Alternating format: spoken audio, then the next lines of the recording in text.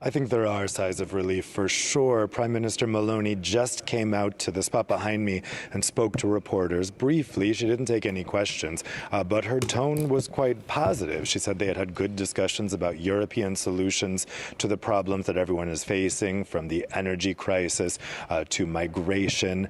And she clearly wasn't trying to pick a fight. These meetings that she had today were by no means overly friendly, but they certainly weren't hostile either. I think for the EU leaders, they had to balance a tightrope here because Meloni, since she took office for the past 2 weeks, hasn't really chosen to go after the EU. Her language toward the EU has been pretty mild.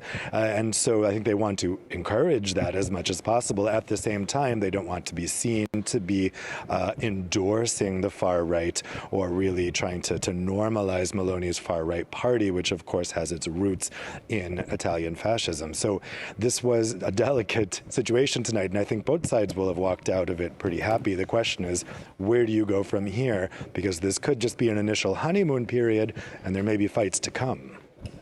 And David, the Commission has recommended various reforms be carried out in Italy. I mean, it remains to be seen, doesn't it, whether or not Meloni is going to go ahead with what they've asked for.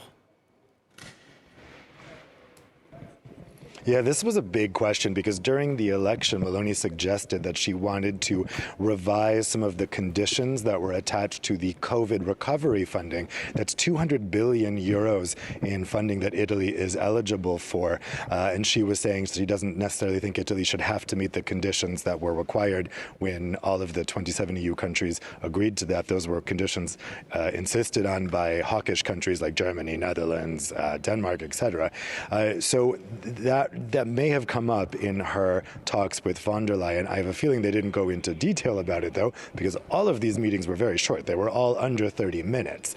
But certainly, though, Meloni, ahead of these meetings, didn't give any indication that she was going to come into this meeting with Commission President von der Leyen demanding that these conditions be rewritten. And in fact, we've heard from Italian diplomats over the past week that they're not right now looking to pick a fight there. The question is, can Meloni deliver those reforms, the conditions that are required here in this very fractious government that she has, where the parties don't necessarily agree with each other, and not everyone in her government that she's controlling may agree with her more modified stance. The new moderate Meloni may only speak for herself and not for the far-right government and in large ways anti-EU government that she's presiding over. So again, the real test, I think, may come actually the next European Council, which will be in December, unless there's an emergency one called before then. That will be all 27 prime ministers and presidents meeting here at the European Council in December.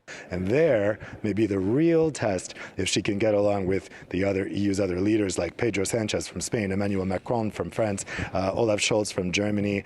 Those will be the real relationships that might be tested in those days-long talks that they always have here 4 times a year. OK, Dave Keating in Brussels. Thank you very much indeed for that update.